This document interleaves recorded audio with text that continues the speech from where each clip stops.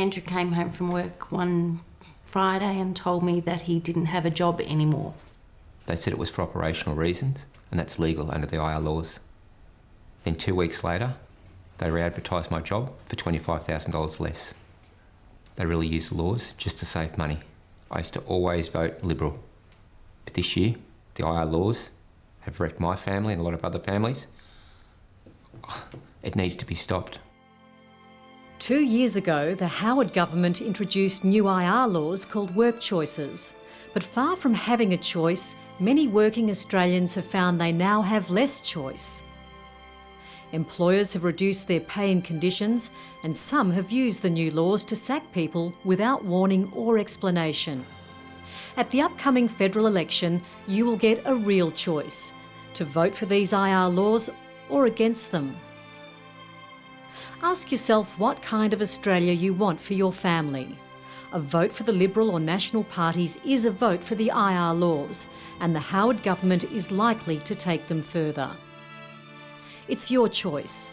But before you make a final decision, please take the time to listen to just a few stories about how the IR laws have affected ordinary Australians. One day it could be you or someone close to you.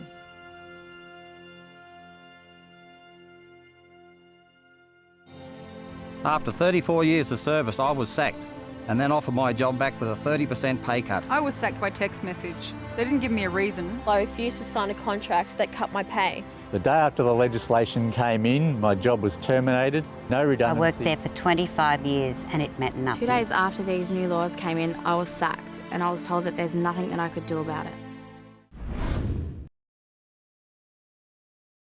If you work for an employer that has 100 or fewer workers, you won't any longer have any rights to complain of unfair dismissal. So that if your employer decides to get rid of you for a good reason or a bad reason or no reason at all, you don't have a comeback. Very few of us have the skills, the confidence, the knowledge to go in there and tackle the boss. And all the cards are in his hand. In the AWA, there's 17.5% loading we lose. We lose 3 annual public holidays a year. We don't get time and a quarter on a Thursday night, on a Saturday, time and a half Sundays gone, and public holidays. So they were offering me $14.30 an hour, and my rate of pay now is $14.28. So for 2 cents an hour, I lost all those conditions. And it makes me so mad, you know, to think that they can get away with what they're doing. And it's about Australia got off its backside and stood up for what they believe in and tell them, no, it's not going to happen. It was my first job out of school. I wanted to make a good impression.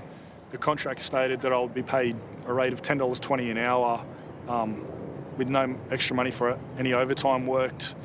I'd work 45 hours a week, Monday through to Friday. I'd be forced to provide my own superannuation, pay my own taxes. I wasn't entitled to any annual leave, sick days. I didn't have an opportunity to pass up the job. I needed the job and I just signed the contract. Well, the government says that employees always have a choice as to whether they accept or don't accept individual contracts. But if you're out there working in a pub or a cafe, a supermarket, a call centre, and your employer says, here's this contract, sign it or you don't have a job, there's not a lot of choice there for many Australian workers.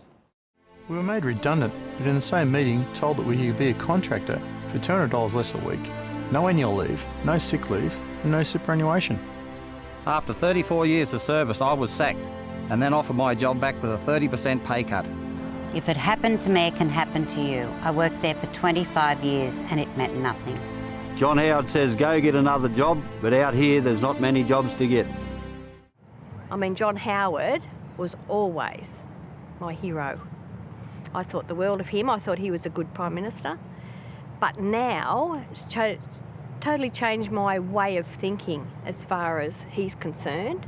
I'd like him to come to Coffs Harbour, sure. Come and have a chat to me and see what it's like in the real world. Australians have an important choice to make on election day.